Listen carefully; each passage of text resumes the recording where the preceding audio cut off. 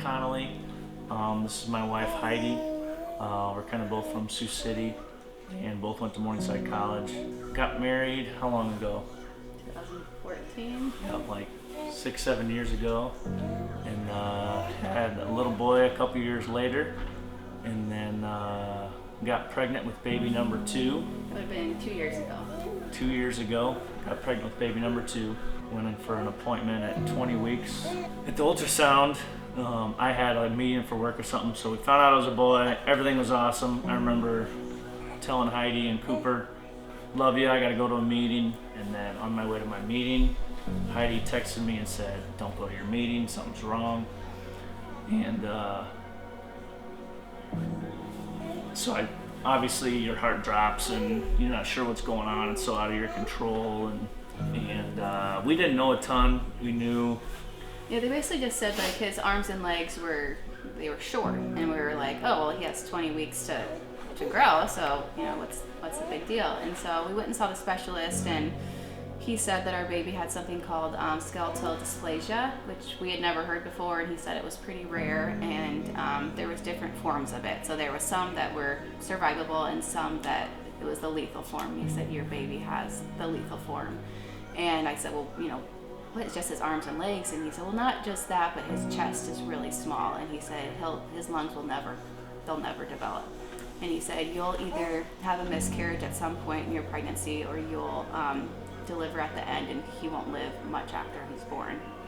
And so, we were just shocked, devastated, obviously. And you know, we kind of asked, you know, is anything we can do, and basically said no. You know, they mentioned, you know, some parents might terminate at this point, and you know, we right away were like, well, that's not an option for us, and you know, we believe that every life is from God, and there's a purpose to His life, and yeah, we left the appointment just in shock, and just started telling our family and friends about it, and really just praying about it.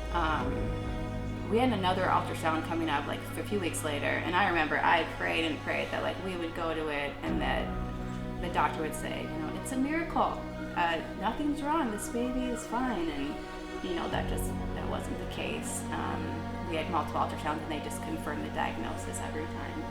Yeah, it was hard telling our families. I remember texting, hey, we're having another boy, everybody's so excited, and then I had to text them an hour or two later to say something's wrong, start saying prayers. It was really hard, and I remember just crying a lot, especially those first 2 days, just having to think through things and process things. And up until that point, things were cruising along for us. Kind of the plan seemed to be going great. The plan you have in your head, marriage, kids, job, all those things was going great, and all of a sudden this huge blip in the radar hit us, and it was hard, but we had to keep moving. We had to keep, life kept coming, and we still had this baby that we knew didn't have a chance of surviving, hoped it did, but like Heidi said, kind of every time we would go to an appointment throughout, it was just never good news. It was kind of, nope, he's still not growing that well. He's still had the same diagnosis we had the first time. And you know, a weird part about our pregnancy, I think, and the struggle was that Heidi, and again, we chose to carry the baby full term. So Heidi really looked pregnant. It was completely normal, I mean, from the outside, but inside, obviously, there was a lot of stuff going on. We'd go to the grocery store and people would say, hey, when do you do? And it was just hard to process that. But I think in the midst of that, after a lot of prayer and being around family and a lot of friends and just incredible support we had here, we really had a peace about it, and really enjoyed the 9-month pregnancy with our little guy. And yeah, I mean, it's like nothing I've experienced before, the peace I felt. Like, we never got angry at God. We just it just felt like this is what was supposed to happen, and it was out of our control, and we just decided to make the best of it, you know. We decided to name him Isaac, just a name I liked, and we kind of second guessed it. So we're like, well, that means laughter, and like this is not a laughing matter. But at the same time, like we were really finding the joy in it, even though it was like an awful situation. We were still like enjoying our marriage and enjoying our son Cooper and doing stuff, and Isaac was very much alive in me. Like he kicked like a normal baby, he moved, so we would just, I would take pictures of my baby bump, and we would just enjoy whatever moments we had on this earth with him, even if it was just in my stomach. Like we were gonna just embrace that. And that doesn't mean it wasn't hard. It doesn't mean like I didn't cry to bed every night and wish that God would intervene, but we just tried to make the best of it, and really God's comfort and peace is what got us through it for sure.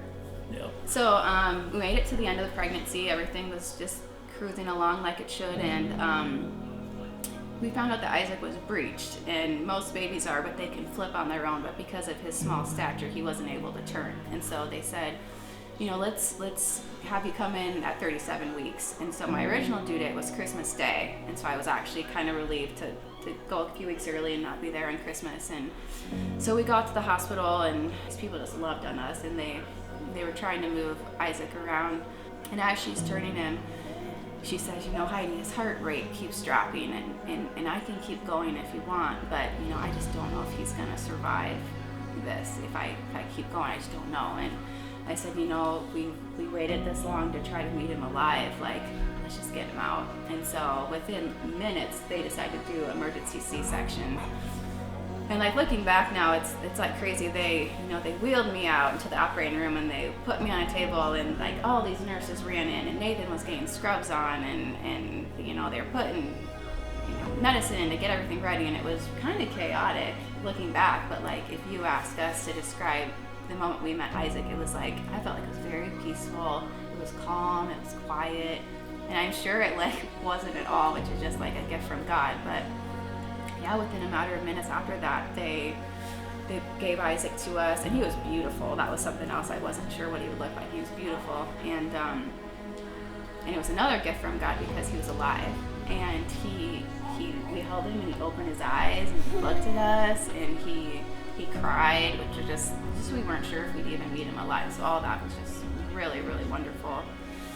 And we just had like a quiet time, just the three of us. We told him we loved him, and not to be afraid, that he was gonna meet Jesus, and we just said, whenever you gotta go, you go. And you could kind of tell he was having trouble breathing a little bit. We had him for probably 15, 30 minutes, somewhere in there, where we got to spend some time with the little guy. And it was, like she said, a really cool moment right when he was born. Doctor just quickly handed him to Heidi, and we both got to talk to him, meet him, and he was kind of grasping for air and would let out a little noise here and there. And I remember at one point his eyes opened and he kind of looked at us, and it was just a cool moment for us. And again, in probably an extremely tragic situation, we felt joy and we felt peace about it.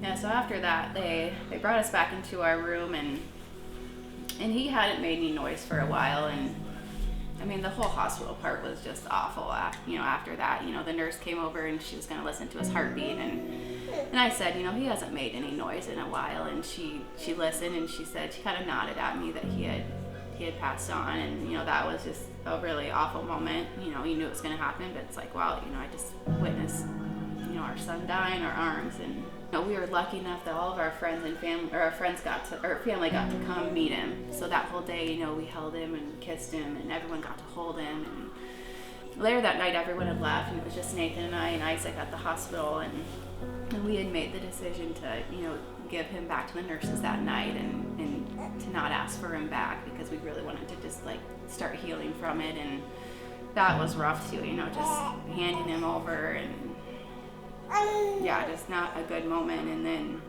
I'd say leaving the hospital was like my lowest point. You come into the hospital pregnant, and I just left like empty-handed, and felt like I left him there, by himself. And that's just really when we had to like think about, like, he is not there, like he is in heaven. And that really gave us a lot of hope, we were gonna see him again someday. And he literally went from like my arms, our arms, to Jesus's arms, you know, and that just gave us a lot of peace.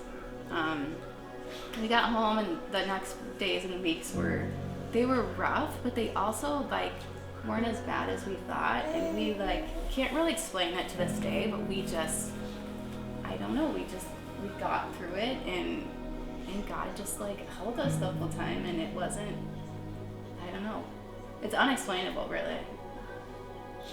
I think about it a lot, and I mentioned a lot of people that I can't imagine going through that without a faith in Christ, because the hope you have, what you know about death and heaven and kids and pain and suffering and how all those things go away is just such a relief when you know you're losing somebody. It's just it's definitely something we clung to during it. Also, kind of on top of that, the layer of community that faith brings you in as a Christian, and the people that are around you and supporting you. Without our Christian family, without our friends, it's just, I can't imagine doing it alone. And just the constant, even text messages, people posting on Heidi's Facebook in support, constantly telling us they're praying for us. We really, those things matter. We really experienced like God's love firsthand after we lost him. Like, people brought us food, and like people we didn't even know that well would like bring us gifts that had like Isaac's name on it, and you know, they would just reach out, and I just truly felt like loved by these people, and I would just an example of Jesus' love for us, for sure. Yep.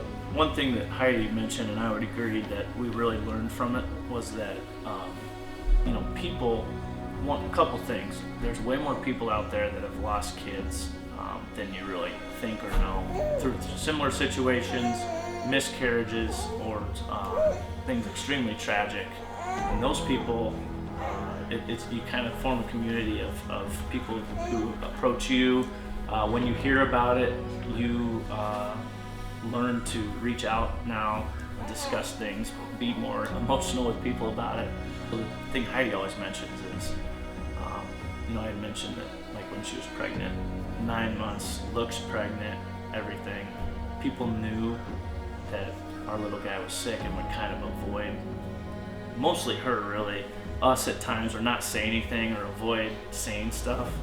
And Heidi always says, just say something. Yeah. It's okay to talk to people about it. It's okay, especially as a Christian, to grieve with somebody, to bring it up. Well, they would say to me later, like, you know, I just wasn't sure what to say. And I understood that, but at the same time, like, it got really lonely for me, because, I mean, there were people that talked to me, but then I felt being avoided, and I understood where they were coming from, but that's just something we've decided that we don't want to do that. So if someone's hurting, we've decided, like, just say something. It doesn't have to be perfect. You can even say, like, I don't know what to say, but like, I'm here for you. What can I do? I love you. You know, those kind of things. And even like something huge for me was people just listening to me. Like, if they would just like let me talk about it, like it was like a relief for me. And so yeah, that's just something going forward, we just always try to, you know, think of how they're feeling and make sure that they know that they're being seen. Yep, I remember specifically a guy I barely knew, kind of know him, had met him, saw him in a coffee shop, and he said, how's the pregnancy going and stuff? And I had to kind of break the news to him, which that was one of 50 conversations you kind of have like that.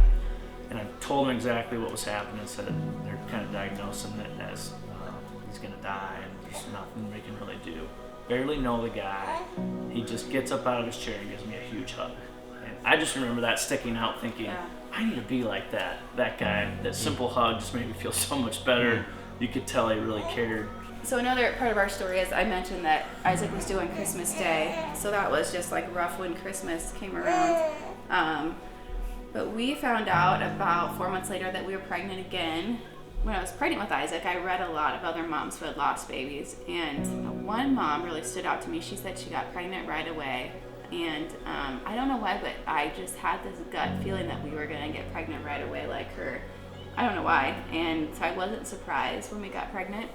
And actually, he was supposed to be due like December 18th or something. He was supposed to be due.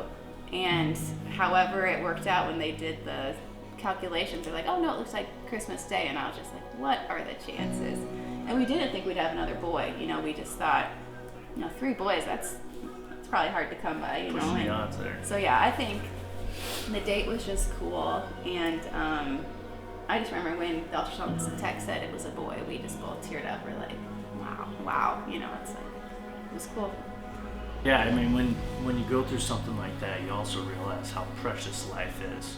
You really realize all the 5,000 things that have to go perfectly to get pregnant, form a kid, health, grow up, stay safe. It's actually incredible. Yeah, I would say I've never had to really rely on my faith so much. For me, I couldn't go to work and ignore it.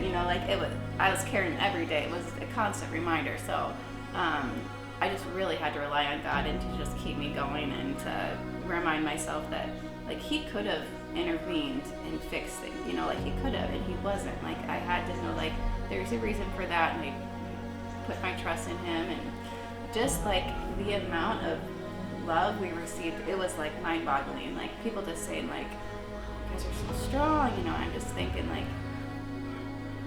we didn't have any other option, to us this was just God's thing He gave us to do. And I mean, the strength was not from me. I don't consider myself a very strong person, so it was all from God just pushing us through it. And this has really taught me just to be more vulnerable and to share and to not be afraid to have hard conversations with people. And so that's just something that I've learned from it, and I'm so open to talking about it, and I know some people aren't, but it's helpful, and we've grown a lot in that way, I guess, just being open with our feelings, and because other people are struggling with stuff too. And that was really cool just to see how people were really inspired by our story. I actually think about that a lot because Isaac only breathed on this earth for 20 minutes, and people tell me all the time the impact that he made on their lives. And I'm always just thinking, if he can make that impact in 20 minutes, what could I do with my 30-some years and the years to come? What am I doing to grow His kingdom? Because Isaac did it in his little amount of time, and, it's something I try to challenge myself with.